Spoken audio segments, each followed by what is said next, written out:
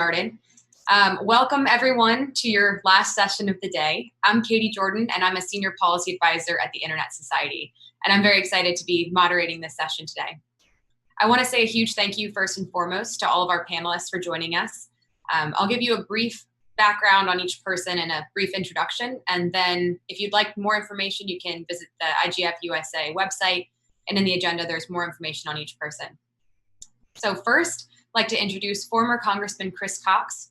Chris currently serves as counsel at Morgan Lewis and Bockius. And during his 23-year Washington career, Chris was a White House counsel to President Ronald Reagan, a chairman of the U.S. Securities and Exchange Commission, chairman of the Homeland Security Committee in the U.S. House of Representatives, and the fifth-ranking elected leader in the House.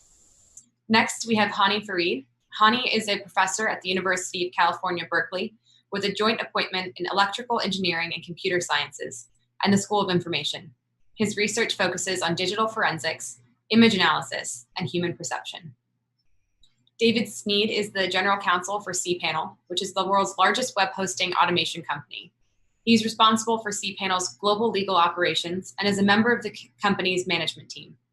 David is also the co-founder of the Internet Infrastructure Coalition, or the I2 Coalition, an advocacy organization for the internet infrastructure industry. He also manages the I2 Coalition's global public policy portfolio. Syd Terry joins us from the office of Congresswoman Jan Schakowsky, which he joined in June of 2018 as a legislative director. Syd advises the chairwoman on all matters before the House Energy and Commerce Committee's Consumer Protection and Commerce Subcommittee, as well as on tax, trade, labor, and other economic issues. In addition to staffing her in her capacity as Senior Chief Deputy Whip, he also manages the rest of the legislative staff.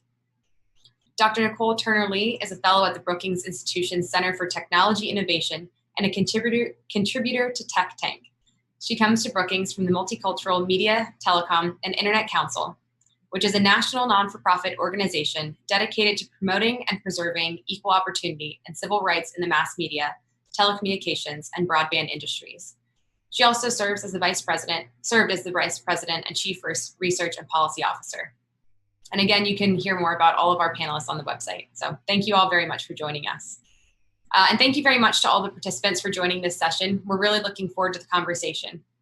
For the duration of this session, our panelists will discuss competing pressures on platforms regarding content moderation and changes that could address concerns without increasing liability to the point where only the largest online platforms can afford the risks of hosting user-created content and commerce. These pressures have become particularly apparent during the pandemic as misinformation has flourished online and disagreement surge about what should be considered misinformation versus a difference of opinion. During this session, panelists will also discuss the merits and challenges posed by Section 230 of the Communications Decency Act, which holds users accountable for the content that they post online, rather than shifting that responsibility to the internet platforms hosting the content. As conversations around Section 230 have heated up in recent years, some have also questioned the role of the First Amendment. For the purposes of this conversation, it's important to remember that the First Amendment does not apply to private parties who are free to moderate speech by their own users.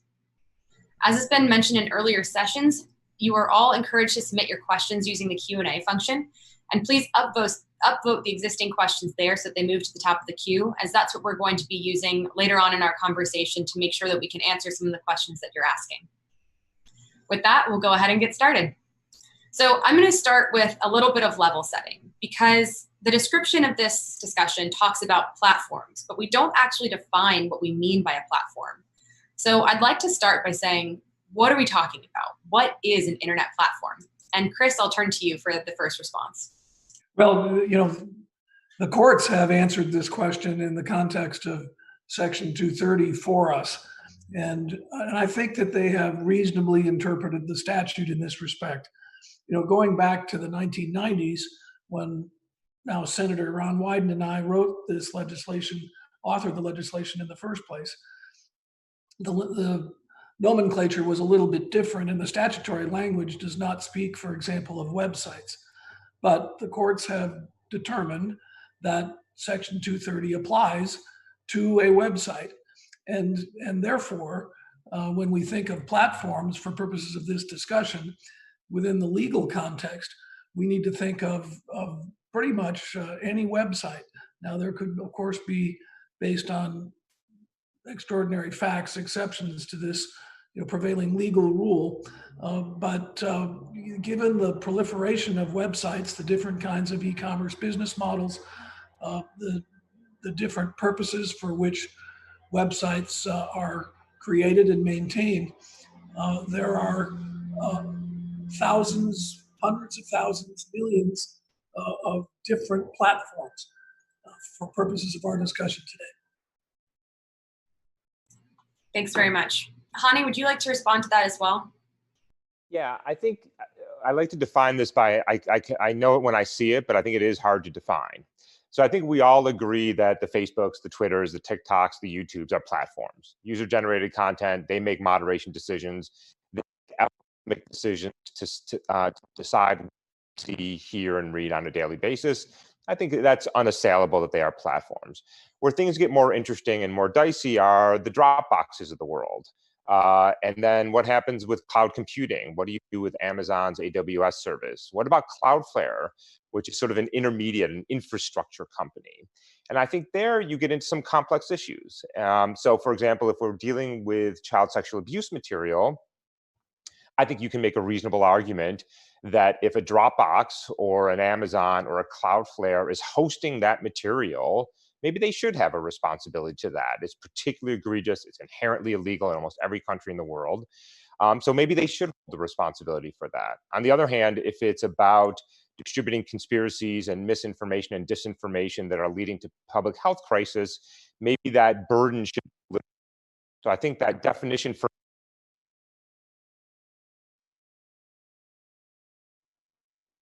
also depends a little bit about the content that we are worrying about, from child sexual abuse material to terrorism related material, illegal drugs, and mis and disinformation.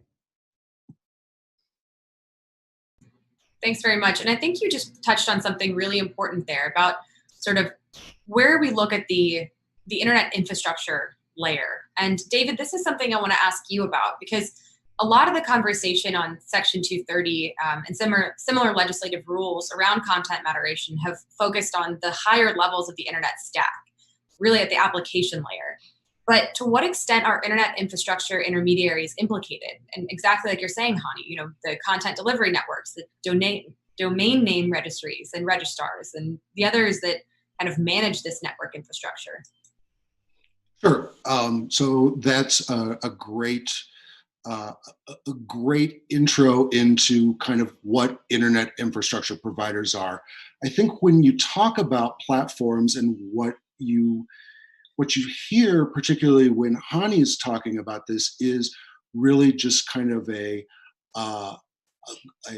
aggregating of the entire internet into trying to solve a bunch of different problems. So when you talk about what are we going to do with child sexual material, what are we going to do about terrorist content, what are we going to do about all these different societal ills, lumping all of the internet into the solution of the problem is just a terrible way to do it.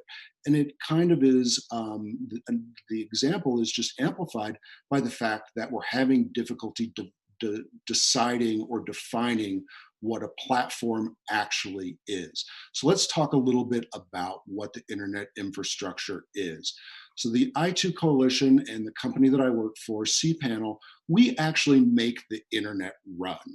Our businesses, nobody's heard of them. There are probably 15,000 tiny little businesses throughout the US who are actually making the internet run. We're the people who figure out how to tag your dry cleaning and get it so that your dry cleaning can come. And when you talk about the responsibility of a small business like that, or a business like mine, cPanel, to deal with this material, you really have to dive into what we're doing. So to give you a great example of how this works, and it's a really unfortunate example, I'm probably one of the only people who's on this call who actually has to deal with child sexual material as part of my job. Today, we got a request to disable our software alleging that we were providing support for child sexual material. we're happy to do that. And we go on and we figure out how to make it work. The problem is we can't figure out whether the request is a bona fide request or not. And so a lot of the solutions we're talking about are actually they involve very complex problems, and they involve a huge ecosystem of folks who need to be involved in solving the problem. And one solution that might work for child sexual material is not going to work for, say, terrorist content. And that's kind of just kind of an overview of how the infrastructure might play into this. Thanks very much, David. And I'd like to move into some questions about sort of the world that we live in right now, because I think the world that's impacted by COVID and by social justice movements right now is quite different than the one we experienced 6 months ago. But before I do that, I want to check with Nicol and Syd. I saw muting and unmuting throughout. So if you've got something you'd like to say as well, please go ahead.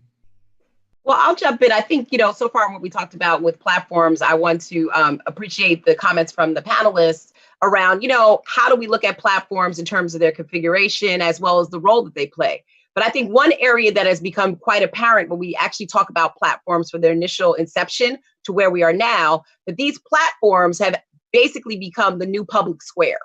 And so in many respects, the platform has sort of found itself in spaces where we've elevated certain conversations. And I know we'll get into this in this conversation, where the platform has much more enabling power to essentially, make louder some voices or become the echo chamber for some voices and sort of dismiss or, minimize the volume on others. And I think for people like us who study the internet, this is really fascinating, right? Because we never thought that we would see anything like this outside of, the old historic public square, as former FCC Chairman Reed Hunt always talks about, that has really transformed into this technological genius where we're actually seeing these platforms having much more above the line capacity than we've ever seen before with any type of technology. So I wanted to add that in as a conversation because I think that tempers the context in which we're having this conversation today and the extent to which, I think Hany said it, some of these platforms may have more power to misdirect or misguide or drive disinformation or misinformation in ways that we've never seen before, going back to the Congressman's comment, right? I don't think we ever thought we'd have this type of amplified, concentrated power among these platforms to date. If I could just jump in and add one thing, the town square analogy is good. I think that the other side of that, though, is like, you could talk about the providers, like the ISPs and kind of the other infrastructure as the sewer. I don't know, other parts of a city. And I don't think that that's what people think about when they are when they engage in this issues. And I can say from my own perspective, in particular, my bosses, that's not really the perspective she's coming at, nor would I when we talk about this. I mean, that being said, though, I think that what our concern is that too often the public square looks like a sewer. And I think that is where we need to and that's like, I think the fundamental things that we need to address, again, God bless if they can do it on their own. But, I don't know about you guys, but I've heard, it's really hard and we could always do better far too many times for a lifetime. Katie, can I add one thing? I know you're going to move on at some point, but Nicol said something that I think is really important, and I want to just touch on it, which is I sort of take issue a little bit with the word platform, because Facebook and YouTube are not actually platforms in the way they would like you to believe. They are not neutral arbiters of information. They actively decide on a day-to-day basis what you see here. YouTube, 70% of all viewed videos is videos that are promoted by YouTube. It's not organic viewing. Facebook, 100% of what you see is a curated news feed. So this notion of platform is a little bit of a dangerous word because they are not neutral. They are not just the square and then people come and talk. They are deciding who comes into the square per exactly what Nicol was saying, and then choosing to amplify certain voices over others. For what purpose? For the purposes of profiting, right? Because engagement drives profit per the business model. So I think we should even be a little careful with platform because that may have been true 10 years ago, but it's certainly not true today. I appreciate that. Thanks, all. And I want to touch on something that, Syd, you just mentioned a minute ago about sort of, things happening in this current moment and the influence of outside stakeholders beyond just government on the things that platforms do and don't do. So, in recent weeks, there's been mounting pressure on large platforms to address the ways that they moderate hate speech and particularly to stand up for the Black Lives Matter movement. And, corporate advertisers are playing a big role in that, where they've begun to influence the actions of platforms by pulling ad content and similar measures or things happening behind the scenes, I'm sure. So to what extent is public opinion and private sector investment an appropriate way to handle these calls for changes for content moderation? And at what point does the federal government need to intervene and potentially change the laws or clarify laws? That was for me, right? Yeah, let's start with you. Well, I mean, I guess I would say the first thing is that I don't, both my boss and I come at this as kind of in the free speech libertarian place. I'd actually commend, I'll say Chairman Cox again, if Congressman, whatever you prefer, sir, on kind of his vision and kind of seeing this. Again, though, I think that what really draws us into concern is about, I think where it kind of veers into conduct and where speech and commerce are kind of mixed up. And I think that there's, I think that we've, I might disagree with the chairman with respect to how the courts have ruled on this. I think there's some particularly egregious ones like Grindr, where, I think that we're creating a system where one type of company has a liability shield that other companies, other startups might not. And but the real challenge I see and why I think that it's worth revisiting and discussing this, and maybe it's not Section 230, maybe it's something else, but I think that it's really, really important because virtually every business today is an internet business, right? I mean, if you were going to start a business, you would not seek to, other than perhaps lemonade stands, which sadly I think the virus has probably limited their prevalence out there. But aside from that, most of the time when you start a business, you're going to be purchasing an URL, looking to set something up to at minimum advertise yourself, if not engage directly in e-commerce. And again, like we're seeing when you come to e-commerce versus what we're talking about over there about with respect to speech, I mean, we're seeing people purchasing, pet medicine for the purpose of trying to immunize themselves from COVID as a result of misinformation they've gotten online. And I think that and again, that's where it veers into this true public health, I'd say, squarely government interest that has to be addressed.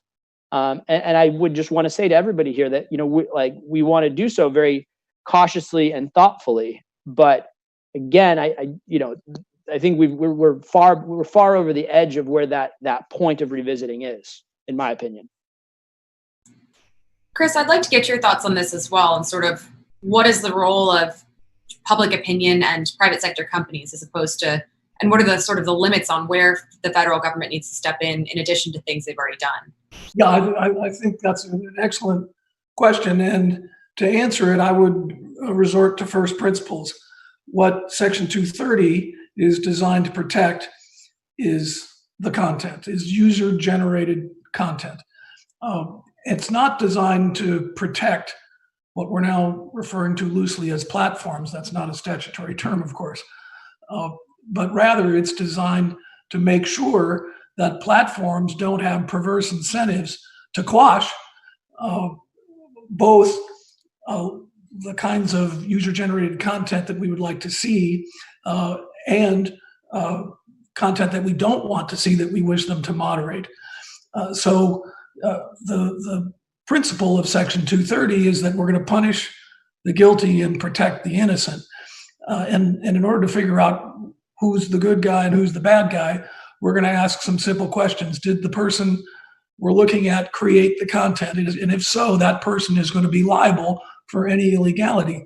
Did somebody else create the content? Then that somebody else is liable. Did the platform do anything to develop the content created by another person, even if only in part? And in that case, we're going to look at the platform itself as if it's a content creator And neither the content creator nor the platform/developer is going to get any protection or immunity from Section 230. The system that we wish to avoid is the one that we can see in place right now in China and to a lesser extent in Russia, and being exported to Hong Kong in certain respects, where they're taking books off the shelf in the library.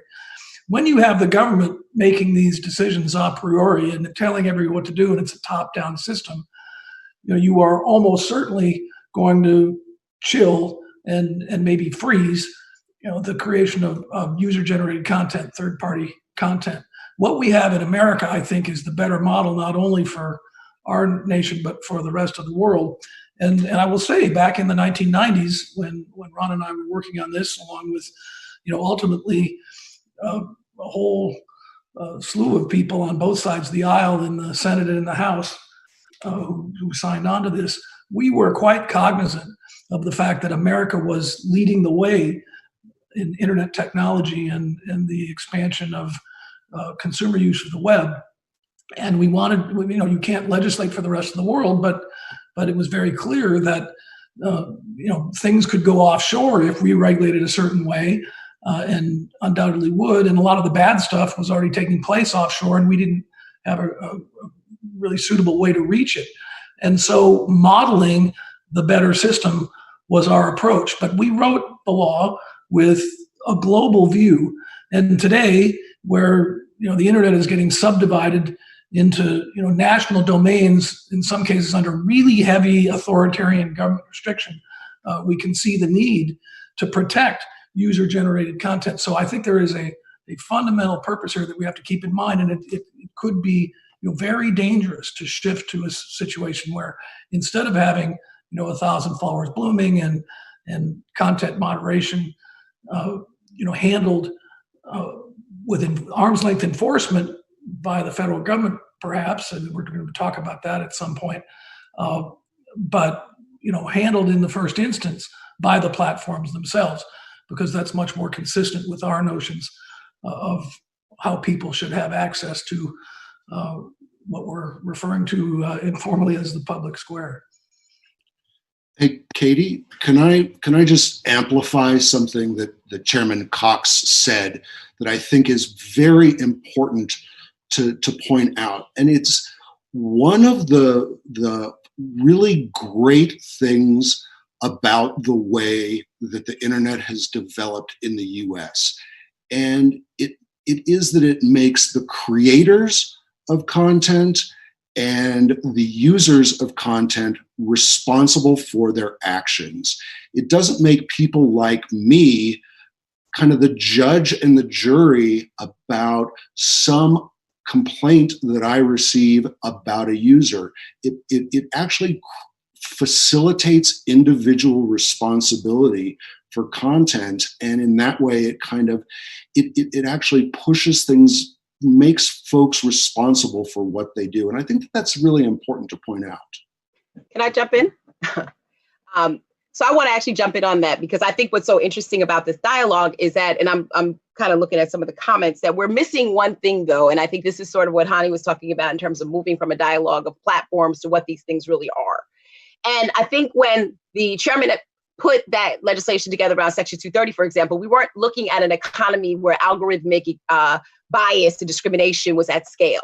We weren't really looking at an economy where the technology in and of itself has the ability to sort of drive interests, likes, affinity groups, and sort of amplify the types of discriminatory outputs that, we would have never thought that the internet could actually be an enabler of those things. And I think it becomes quite dangerous if we in the United States sort of think through, one part of the equation, which is around the content that we're trying to protect people through, and not really look at the behaviors that are resulting in consequences, whether intended or unintended, for groups of communities. Because if you look at this context right now, why are we having a conversation around COVID disinformation and misinformation when over 150,000 people or more have died, right? We should not even be having that conversation. In 2016, we should not have had a conversation around voter suppression.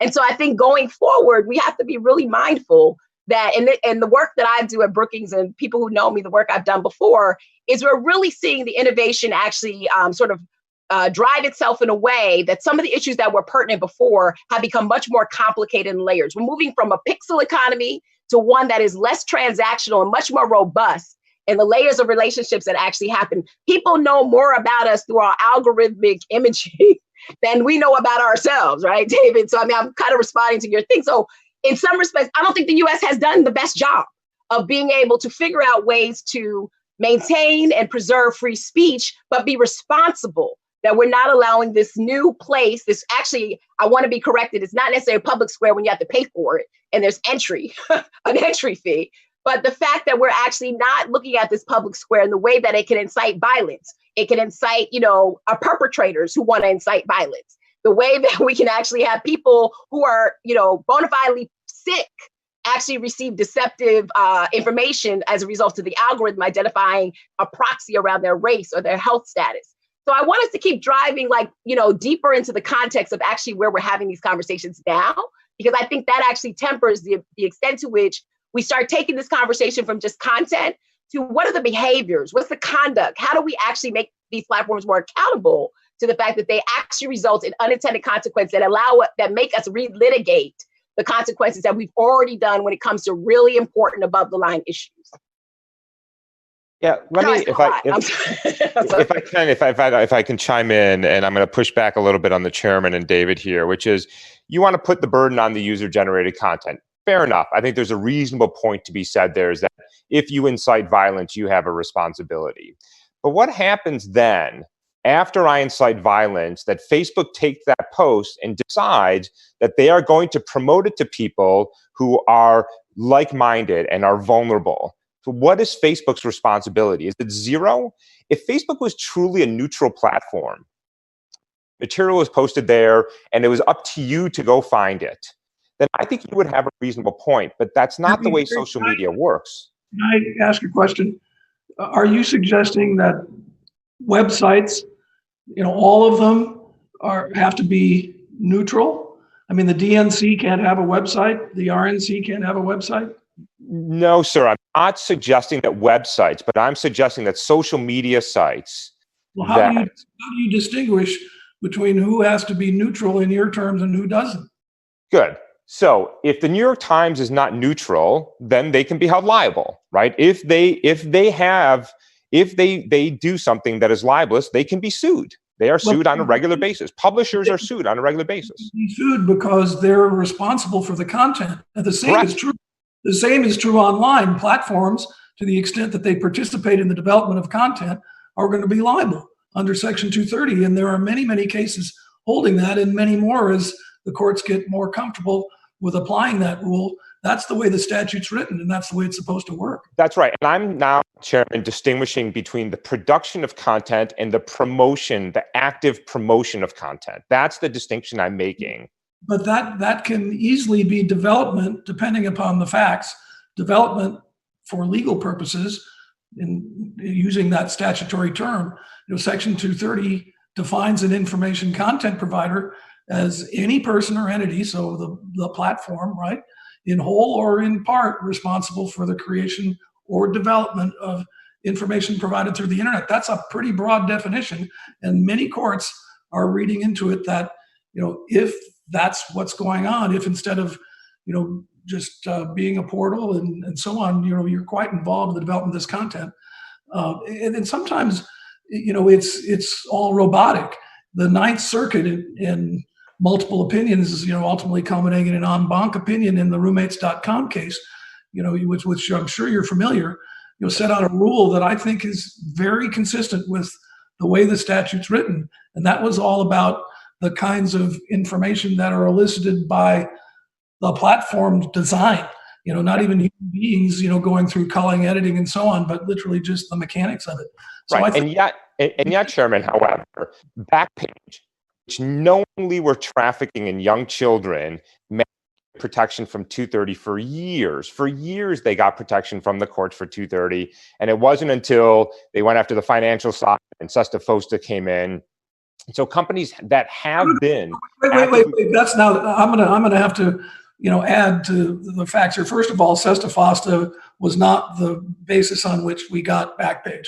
Second, there was... I understand that. there was never a criminal prosecution brought against them when there could have been, because Section 230 has nothing to do with enforcing the federal criminal laws. And third, the First Circuit was just flat wrong.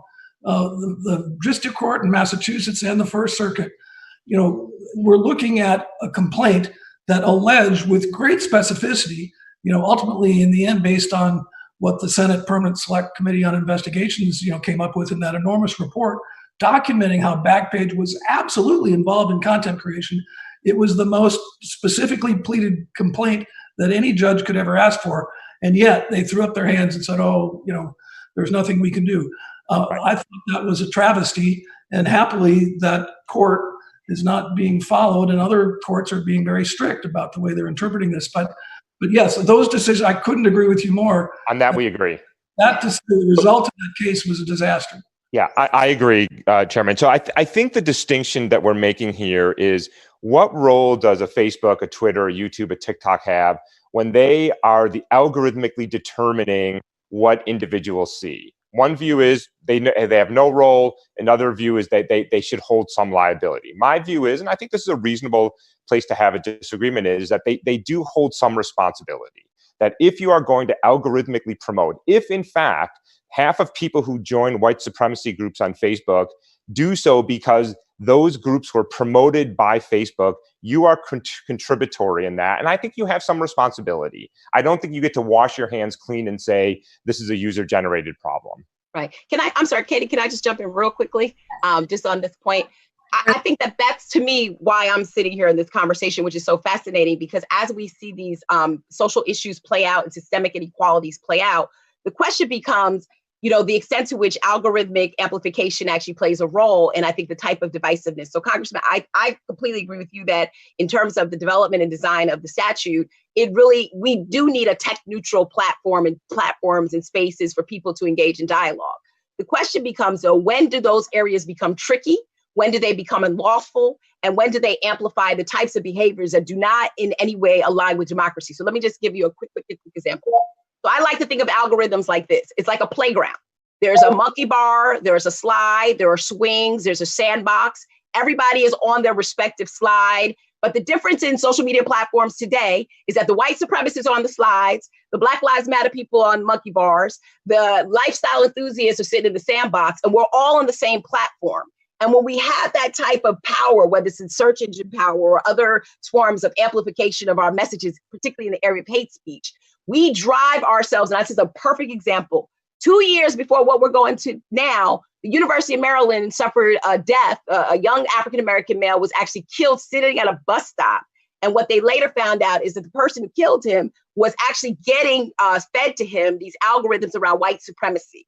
And that night, it sort of led him to actually go out there and stab a young man innocently, an army guy, as a result of that. And to me, that's where I think we have to have a conversation around the conduct of these platforms. Like, where do you draw the line where you want to have free speech, but in many respects, you need to have responsible speech if it goes against the pillars of what we should be believing in when it comes to the integrity of our elections, as well as our ability to live our racialized and cultural experiences. Thanks very much. Just take one, taking that playground analogy too, right? I mean, everybody's operating there for free, right? But at the same time, the city in that case, right, or whoever is maintaining it, would have some responsibility for the safety of the participants on there, right? And that's the one thing that we see is that, terms of service, community standards, and all of that are unevenly not enforced, whatever. And again, when you're not paying for it, I'm totally quoting my boss here. If you're not paying for the product, you are the product. And if that's the case, when you are dealing with a human product, what protections do they deserve? What protections are they entitled to? So first, I'm going to say I am super excited by this discussion. I really appreciate it. And I don't mean to cut anybody off, but we are getting excellent engagement from our participants in the chat and the Q&A. And I've got a couple questions that I'm dying to ask you all as well. So I'm going to take moderator's privilege to ask one more, and then I'll go to some questions from the audience. But I want to touch on this because I think, Nicole, you mentioned it. Syd, you've touched on it as well. But COVID-19 exists, and we live in a COVID-19 world where a lot of people are getting information from platforms about COVID and how they should respond, the medications they should or should not take, things that they can do to protect themselves or not protect themselves. And But at the same time, these platforms are also our only, in a lot of ways, our only means of communication with our friends and family in the outside world. And so you've got this balance of both the things that make us human, like this communication and this connection to each other, and also the dangerous sides that come from that of relying on your friends and family for all of your information. And so I want to talk a little bit about, to what degree should we be holding these platforms liable for the things that we ourselves learn from friends and family online as well, that may actually end up causing the virus to spread more, or for us to contract the disease or misdiagnose ourselves when we've kind of sought out that recommendation from friends and family that exists on that platform. So, and Nicole, I'm going to start with you if you don't mind, just because you are the last one to have talked about COVID. And so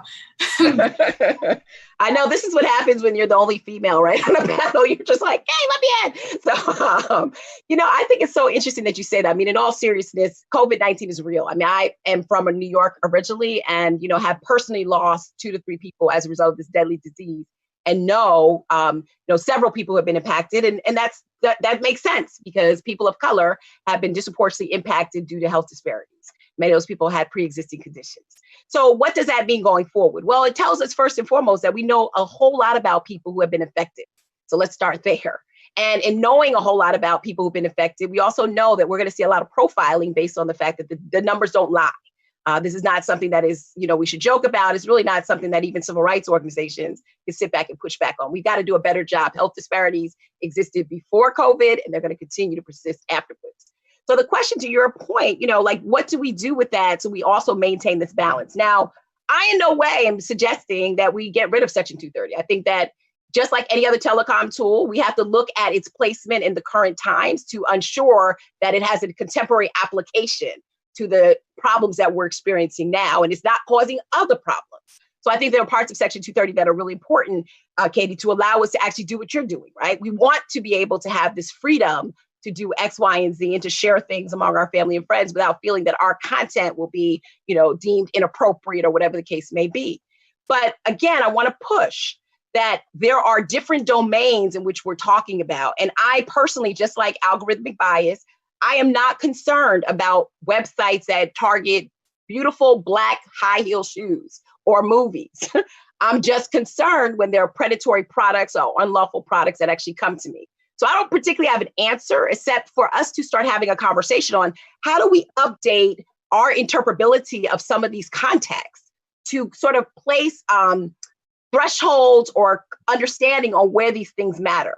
Just like an algorithmic bias, where it matters is in financial services, employment, education, healthcare. Where does accountability among tech companies actually matter? And I think it's, as much as I love my Facebook personal page, I think it's hard for me sometimes when I hear that there's no responsibility of being the arbiter of the truth that is out there, even if the truth is false. And so I think going forward, we really have to have this dialogue of how we place these systems within our lives, the type of, and I love what David said earlier, the type of consumer literacy that we have, but really a frank conversation on where do we draw the line? When, like we did with child exploitation, where we're doing things that go against the fabric of the type of community and society that we're trying to build. And I don't know yet what the answer is, but I do know that it's maybe like, I like Shots and Thun's analogy, which is maybe it's a scalpel versus, a total implosion. But I think we need to be really careful to sort of have that conversation so we don't see these exacerbated falsehoods sort of put in the place where it's risking people's lives, particularly around this pandemic. Has anybody in this, I mean, I don't know, that kind of is rhetorical, but has anybody ever tried to report a complaint to a social media company before? I'm guessing Dr. Farid probably will say yes, perhaps Nicole as well. I have, and you are lucky if you get an acknowledgement of your complaint. You'll never be able to speak to a person, right? And again, I mean, so like, not going to characterize one way or another what the nature of the complaint I had to make was, but let's say you make a criminal complaint and and again, you just hear nothing. You just put it into the void, right? At what point do they have responsibility? Chairman Cox, I think I saw you unmute. Do you want to go ahead? I'm happy to join in on this. The fact that we are doing this by Zoom reminds us about what a year this has been, 2020. And I don't think any of us could have lived through it without the benefits of technology and the benefits of what we are referring to as user-generated content. A lot of the information about COVID is different now in July than it was in February, March. This has been day to day, sometimes minute to minute, trying to keep up with things. The governors, the mayors, the national government have all had to walk back some of the things they did and adjust their decision making as things change. But it's all been real time, very different than the Spanish flu in 1918. And I think we can count ourselves fortunate for the contribution made, the enormous contribution made by user-generated content, putting at our fingertips, the latest studies and so on. Mixed in with this, obviously, is misinformation because it's widely participatory, and anything that's open to the public, has a mixed bag of quality of content, and some of it, things that we'd rather not have at all, which is why we want to the maximum extent possible, moderate it away. So I would start with, giving high marks to, the state of technology in 2020 as it pertains to assisting people in getting through this crisis.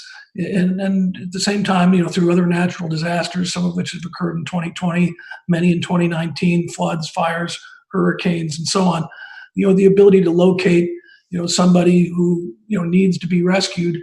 A lot of this wouldn't be possible without third-party user-generated content creation.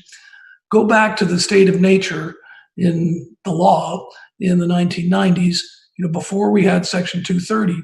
And if there had been no Section 230, if Congress had never done anything, then the state of the law, the state of play, was that a website, what we're now referring to in the 21st century as a website,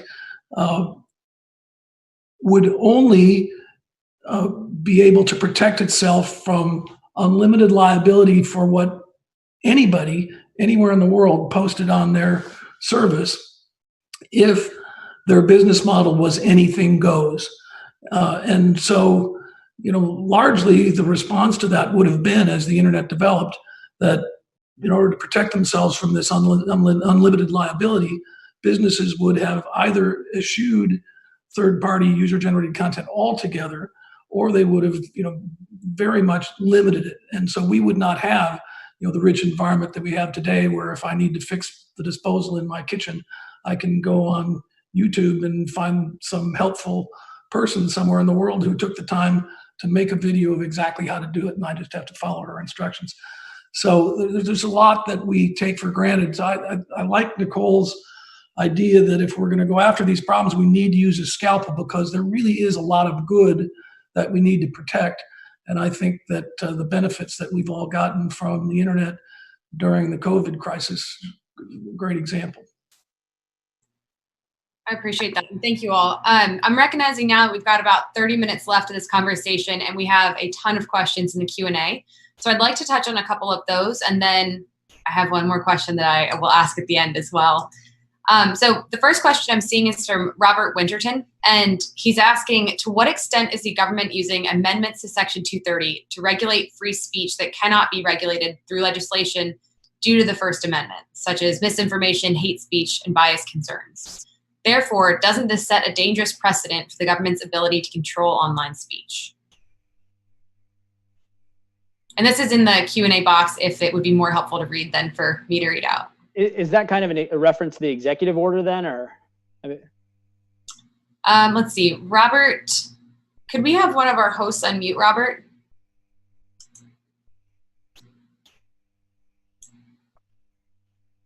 Yeah, I am allowing him to talk at the moment. Thanks. Hey, can you guys hear me? Yes. Mm-hmm. Perfect. Not just the executive order, though I do think that is a pretty solid example. I also think, though, you can also argue that claims of, be it misinformation or hate speech, as much as this is bad information, it is still First Amendment protected speech, right? So if we're incentivizing platforms to remove it, Is the government not overstepping its very important constitutional bounds there? Well, I mean, I would say I think that the point of Section 230 was to incentivize companies to, regulate and create the web, manage the web ecosystems that they saw fit.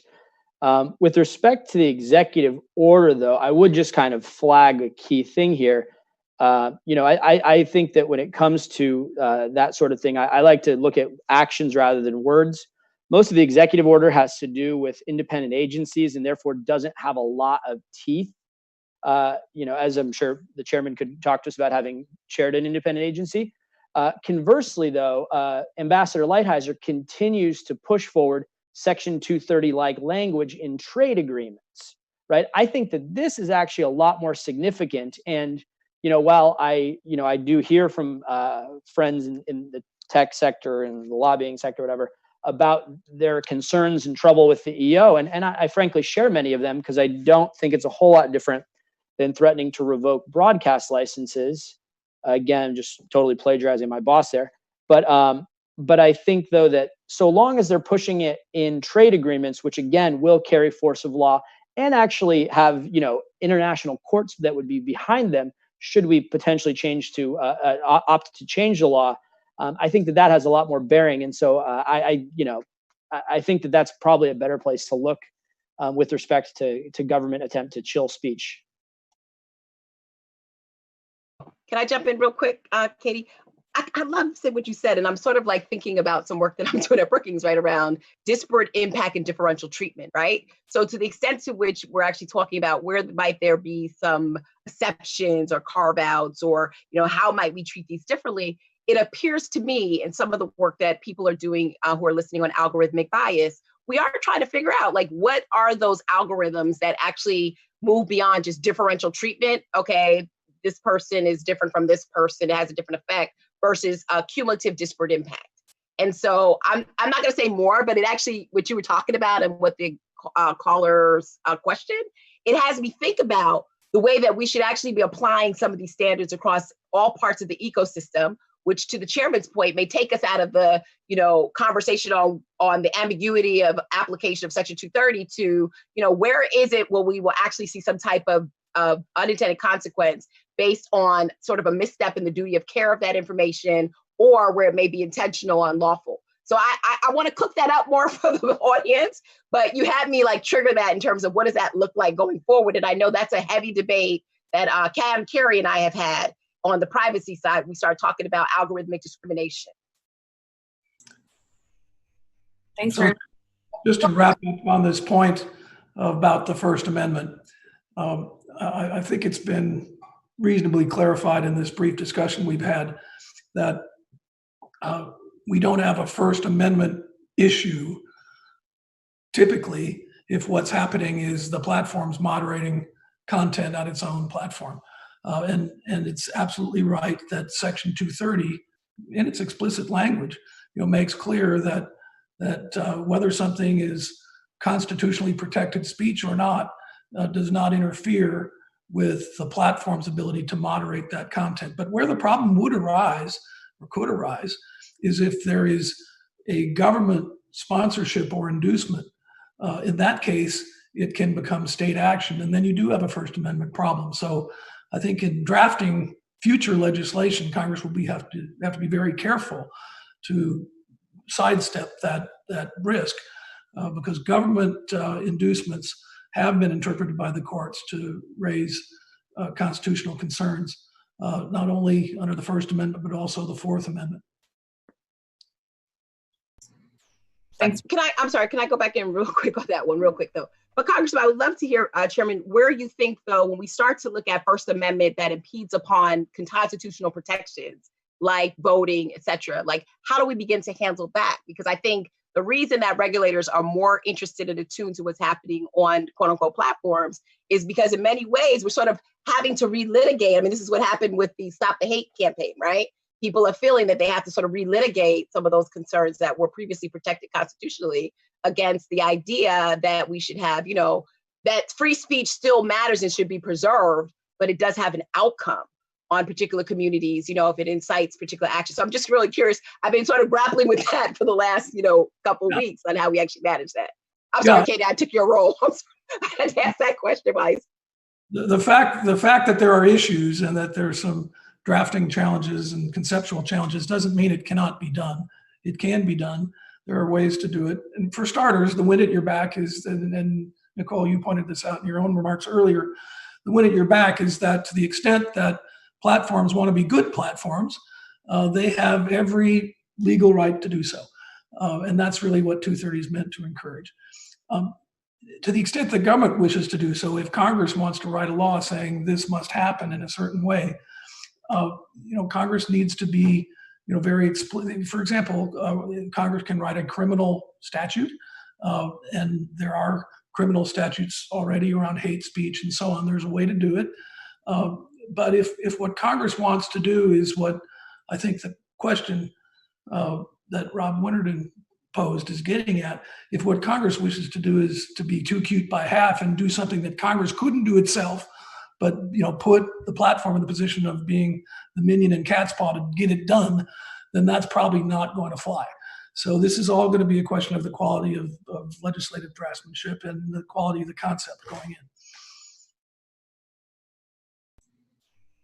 Thanks, Al. And with that, I'm going to move to our next question. And I apologize, I missed that this had the most votes. I scrolled down in our Q&A, but this comes from Andrew Campling. He asks, the UK is likely to introduce an overall duty of care for platforms, broadly speaking, social media companies, et cetera, requiring them to look after their users. Is this an approach that should be mirrored in the United States? Absolutely not. I mean, because it stands the whole notion of the internet on its head.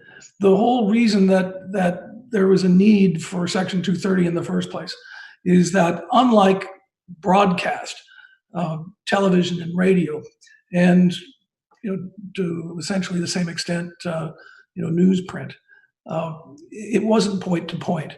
It's not one source and a passive receptor. Instead, the passive receptors in the TV world, became the broadcasters in the internet world, and the ratio of the many to one was flipped. So instead of one broadcaster and many passive receptors, now we have a platform that may be not completely passive, but there's only one of them with, take your pick of a big number. In the 90s it was millions, and now it's more broadcasters, because every user of the platform has the potential to be a broadcaster. And by the way, they're not just broadcasting to your local city, they're broadcasting globally on the internet, or they at least were up until countries decided to start shutting down access to the global internet. So I think that if we want to preserve the essential benefits of the internet, which is real-time communication, real-time, and user-generated, then it's unreasonable to think that as a matter of design, a website is going to be able to read all this stuff first and take responsibility for it. The best we could do is say that, more power to them if they make the attempt, and we won't penalize them for making the attempt. But to say that absolutely in every case, they've got to read all this stuff first, know what it is, and deal with it one-off, well, that's going to be the end of user-generated content. I mean, I'll just say this. I think that, not trying to necessarily endorse any type of legislative solution, but I mean, I'll just say this, that I think that I would rather some type of duty of care framework rather than another, circus hearing where we have tech CEOs up apologizing and telling us how hard it is and how they could always do better. Well, then they go get back on their jet and fly back to one of their several houses in the Bay Area. At the end of the day, there is a tremendous amount of wealth there, and there is not a whole lot of responsibility being taken. I mean, again, it's really hard for them to have to pay tens of thousands of dollars for lobbyists to prep them for these hearings. But at the end of the day, there's no consequences to their actions. So can I chime in here just a little bit? And certainly I can't speak for Facebook and those folks, because they're not me and they're not my constituency. Let's talk about this duty of care issue. I have a duty of care to my users and my customers. My duty of care is set out in my contract with them. Our business has contracts with our customers that set out our duty of care. And so I'm not sure that this concept of kind of this amorphous duty of care is appropriate. I get from listening to this discussion, which I really find fascinating, that there is a difference between what folks are talking about when they're talking about Facebook and those entities than there are with the true infrastructure providers. I get what you're saying, and I hear a lot that there's a lot of frustration with these folks about kind of how decisions are made. I hear, Nicole, you talking about algorithmic decision making, and it kind of seems like a black box. I think, if looking back kind of in my history in the tech industry has kind of responded to some of these questions before. There was a concern, for example, about surveillance. The industry responded, we have a transparency policy. I think that there might be some ways for industry and folks who are concerned about these issues to work together rather than coming up with a way of regulating what we do and what is said, or imposing some one-size-fits-all liability structure on the internet as a whole. Can I just comment a little bit on David? I think, David, you make interesting points around duty of care. And I think what I hear you saying is that there are gradations of harm, reasonable harm that would be under that conceptual framework of, are companies being the best stewards of the things that we're sort of tasking them with and giving them in terms of either our data or et cetera. I mean, come on, hardware companies, there are vulnerabilities that happen in infrastructure that actually lead to the same types of results. I think the key thing is, we are now at a stage, I think the chairman sort of mentioned, and you mentioned it, right, where the tech revolution has evolved so much, particularly as we see during this time of COVID-19 in terms of our dependence upon tech to actually make sure that we maintain the appropriate level of engagement while we're social distance. We need to have the same type of underwriting and duty care provisions so that we ensure that there is, the dismissal of any type of harm to start. But if there's harm, it's not one that's so considerable that we're basically changing the fabric of that. I write about 5G networks and the complications between the US and China. There are different gradations even in the hardware space, where we're actually seeing those types of vulnerabilities. The key thing is, and I love where you went with this, yes, we kind of talk about social media platforms because they're the ones that we can see, but there's an invisible infrastructure that we also need to deal with. At the same token, a lot of the surveillance technologies have also done the same thing in the end, and we don't have the same types of protections that we may talk about with Section 230. So I love where you're taking this, because I think that's sort of what my earlier point was. We're now looking at an internet that has evolved so much to the extent that, how policy regulation keeps up with that is going to become much more challenging going forward. And I commend any person who works on Capitol Hill who doesn't get a headache from trying to figure out how to manage these changes, because, this is a space that obviously we are so much more reliant upon in this new ecosystem that, to the chairman's point, what if we did not have a remote broadband infrastructure under COVID? Outside of making the missteps about getting kids back to school, could you imagine those of us that couldn't work? And so I think there are true implications of sort of balancing innovation, which really some real harms that we are seeing throughout the whole ecosystem. Katie, I don't know if you want to get on to the next question. Do you mind? Yeah. No, I was going to say actually that you should go ahead because I saw you on mute earlier, and then we'll go to the next. I know you reappeared. So I don't know if the UK's duty of care is right for us. I agree with the chairman, with Nicole, that we want to be surgical about this. 230 has given us many, many very positive aspects of the internet. My hope is that some modest just hold some of the platforms and services a little bit more responsible, and we can clean up some of the mess. I'll point out also that I don't see a reason why we can't align the technology sector with just about every other sector in the offline world: the financial sector, the automotive sector, the airline sector, the food production, the pharmaceuticals. All of them have a duty of care. All of them have a responsibility. All of them hold liability. To the chairman's point, part of the reason why the problems are so hard is not just because the internet is big, is because the systems were designed to be frictionless.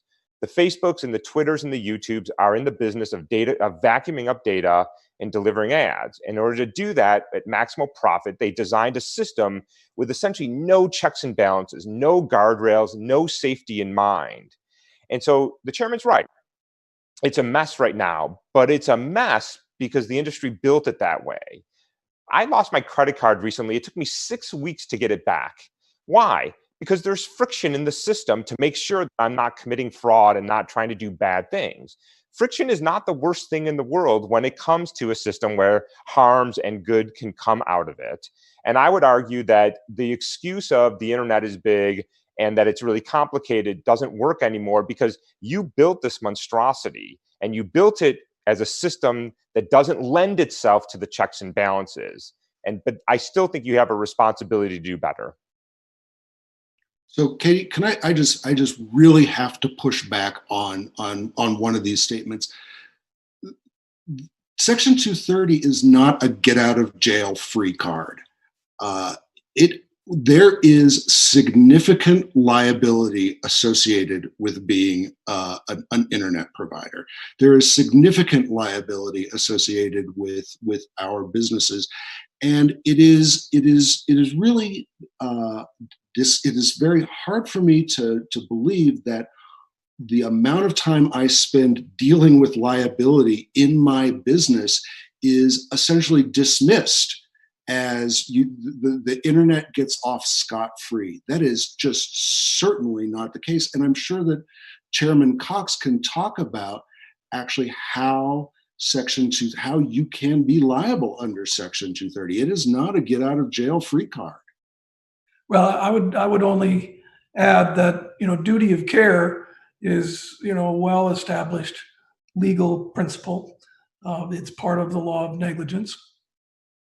It's been part of the common law for longer than there's been the United States of America. It's well known in the UK, from which we borrowed a great deal of our jurisprudence.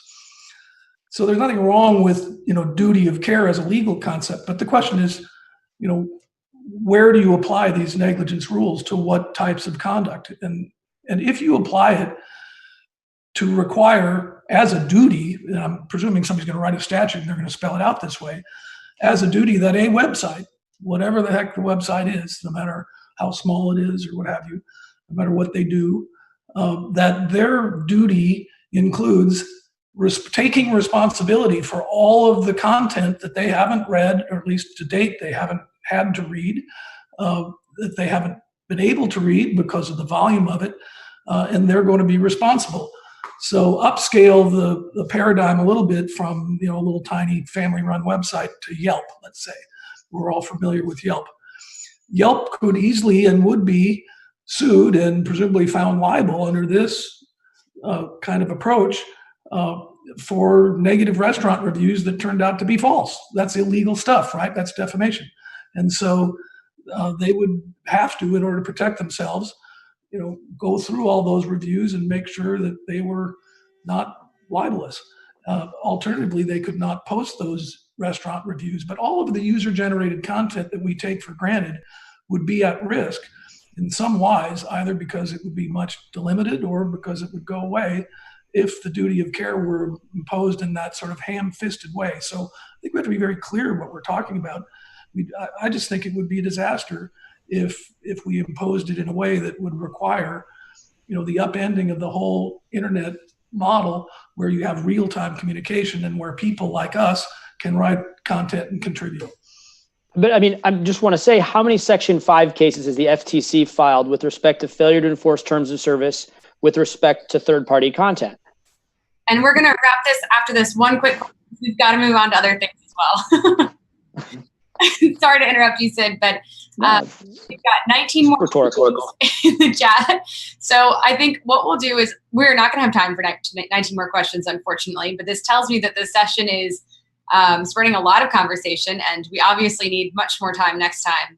So what I'm going to do is, I'm going to ask you all this Q&A in the chat, and we're going to do just like a rapid fire round robin, and then I'll ask our final question of the panel, and we'll end as close to on time as possible. So, and this one, it comes from Carl Sabo. I think I've said your last name correctly. And it's really looking at sort of unintended consequences if we do amend Section 230. And I kind of want to take it beyond what you've written, Carl, because I think that even changes to any legislation are going to have unintended consequences. But I look at something like the executive order, and the unintended consequences are so broad, especially for like internet infrastructure intermediaries. And I think, David, you could speak to that a little bit as well. But it seems like we are sort of juggling fire at this point and saying we hope it doesn't burn something when the reform is so broad. So I don't know if, David, you want to start and talk about sort of what those unintended consequences could be if we change 230 to the sort of companies you work with, and then we can go from there.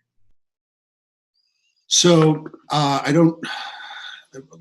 don't quite know how to start here, but let's talk a little bit about how Section 230 facilitates business growth, right? Because small businesses do not have to immediately create a speech compliance program or some other kind of legislatively mandated way of running their business, they're able to get online fast now. And that is one of, I think, the success stories of Section 230. And it's actually one of the success stories right now that we're seeing with the pandemic, that one of the great things that we're seeing in internet business right now is just a flood of small businesses coming online. So I like to use statistics for these kinds of things. In our business, our direct sales, and this is just to small businesses, have increased by a percentage month over month over month.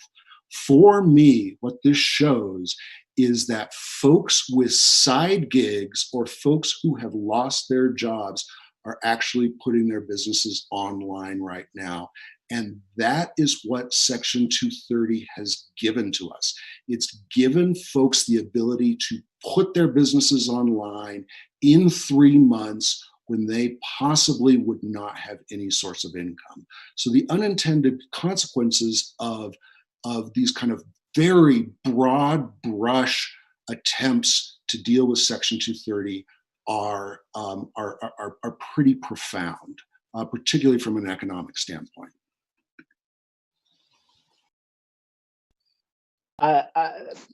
If it's just businesses going online, that's not third-party content.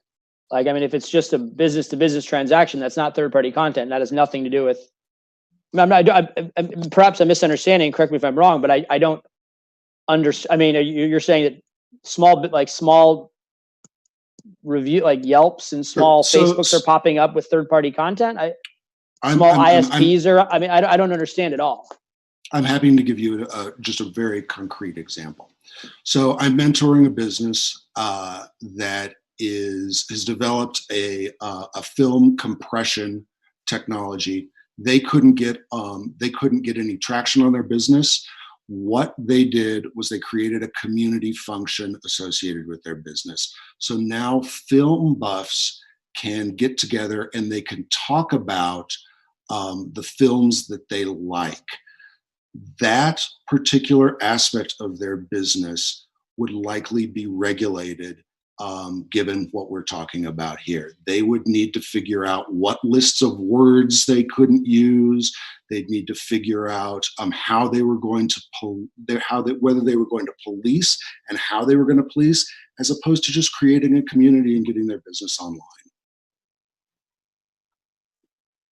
I just would say that, I mean, it's about what conduct comes from that and what the results are, rather than, if people are just chatting about movies, I don't see any need to, again, it's about outcomes.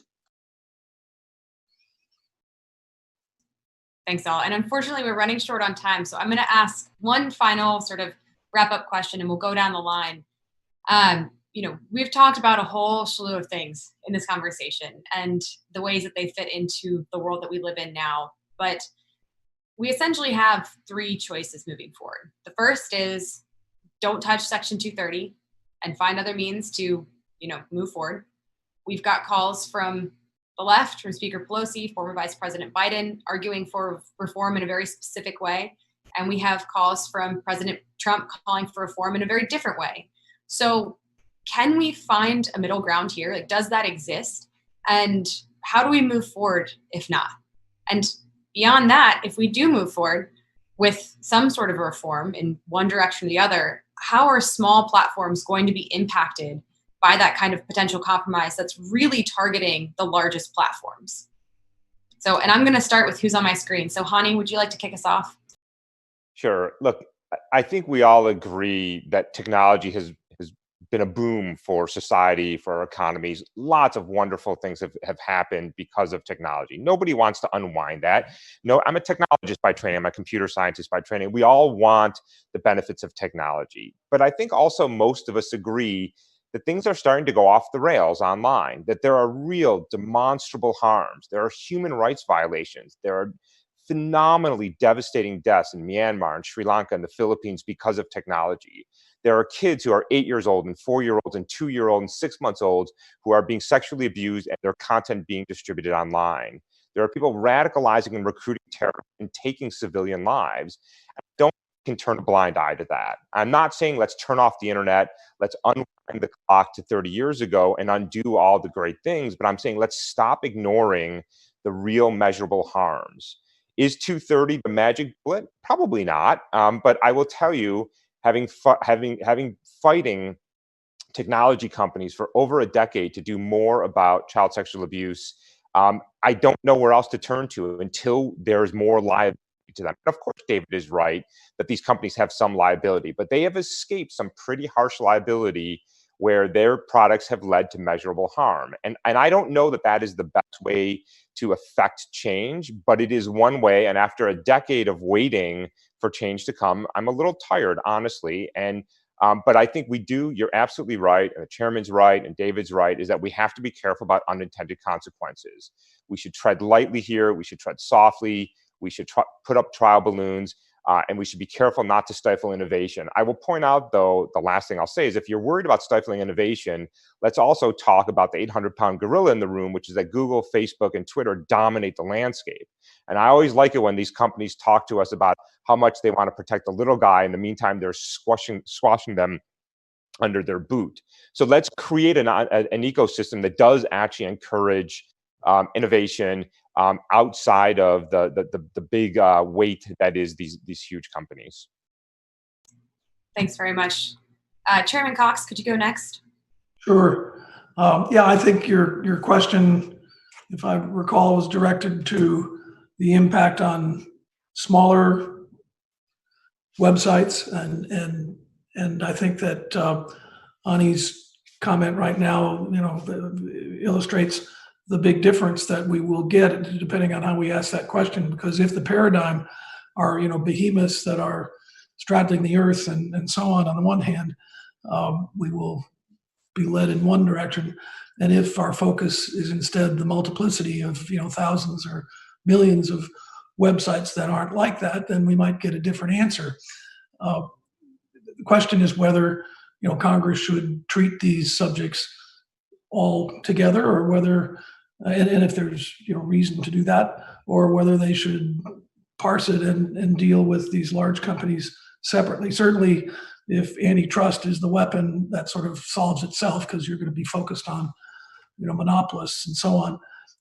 But I think that we have to be very cognizant of the burdens that would be faced by what I will call the normal website, if the burden that we're imposing on them is to be reviewing, taking legal responsibility for at least, all of the third-party user-generated content on their site.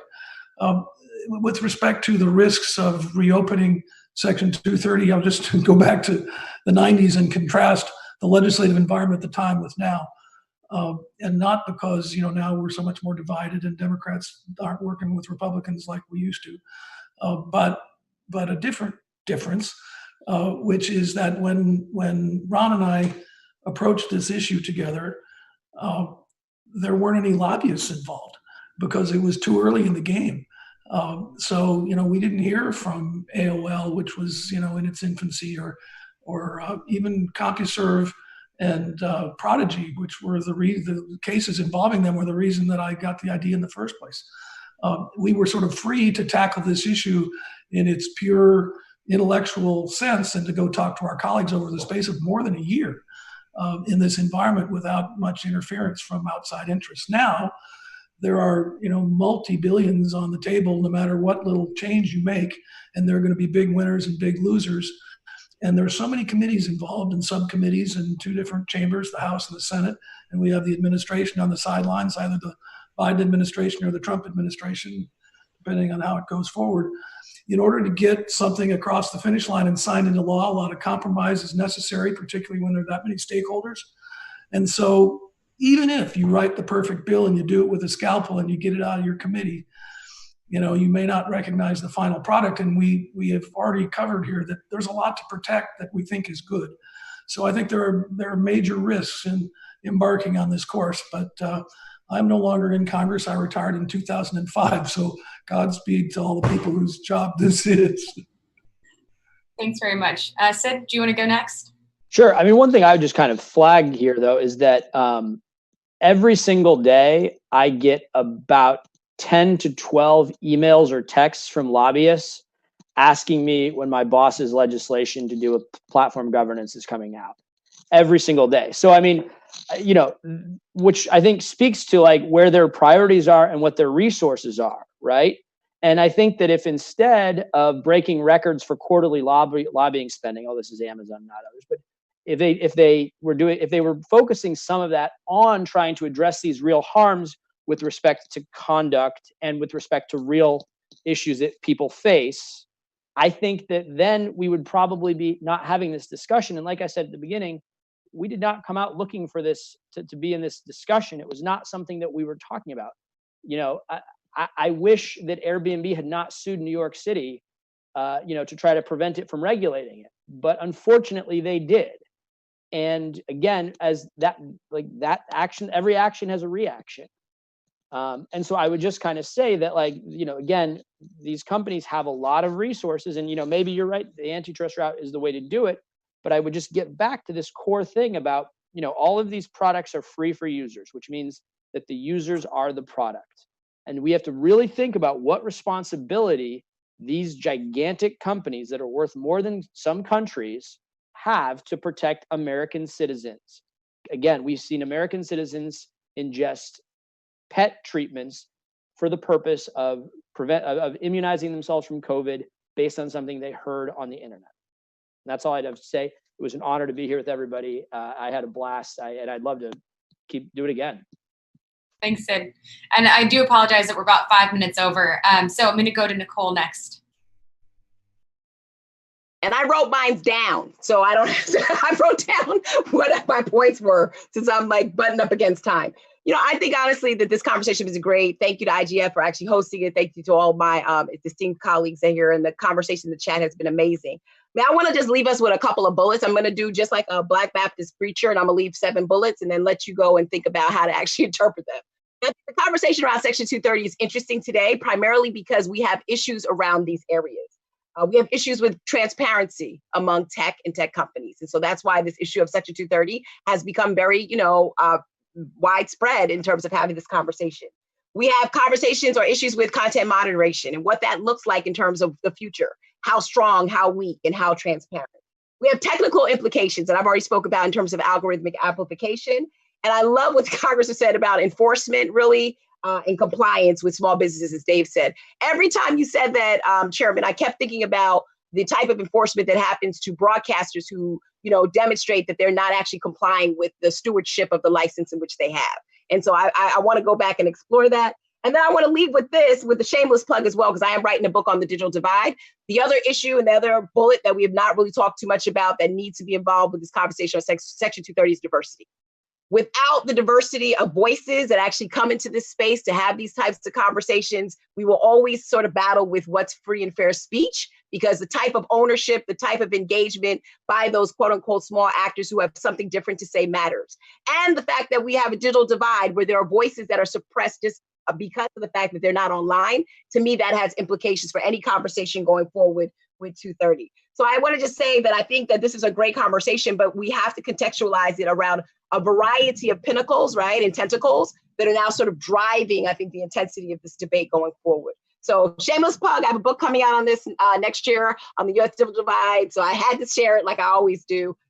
I'll let you know when it comes out. Thank you for having me. Appreciate it. Look forward to reading it. And last but certainly not least, David, do you want to go ahead? Sure. First of all, like the others, I'd like to thank the IGF and the organizers for having me. I know that this was a hard show to put on, and it's I think honestly this is one of the better panels I've ever been on in my life, which is pretty good. So I look at the internet and I see growth and opportunity. Honestly, in some respects, I think that this differentiates my point of view from a lot of folks who look at the internet and all they see is trouble and problems and the bad side of town and things like that.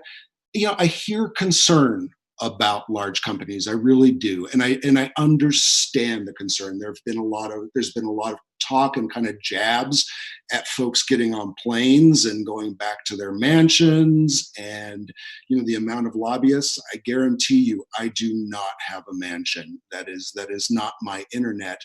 We need to remember, though, that Google is not the internet. Facebook is not the internet. Most of the companies who are the internet, we don't have lobbyists. We don't have lobbyists, and neither do most of our customers. We have large numbers of customers paying sub $20 a month for our product.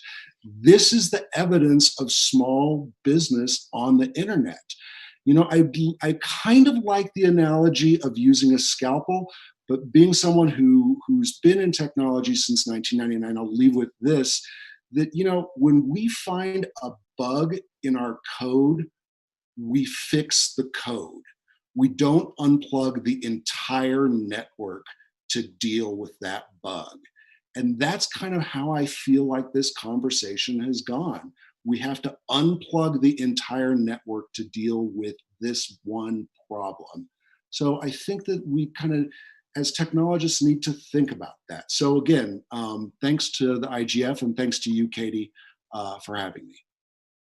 Thanks everyone so much. This has been such a fun conversation to kind of sit in on and participate in. So I really appreciate your time, and thanks to all of the participants of this session as well. We've had such a lively chat and Q&A, and I really appreciate everyone's time, especially the extra 9 minutes that we took at the end of your day. So with that, thanks all very much, and happy end of day one of IGF USA.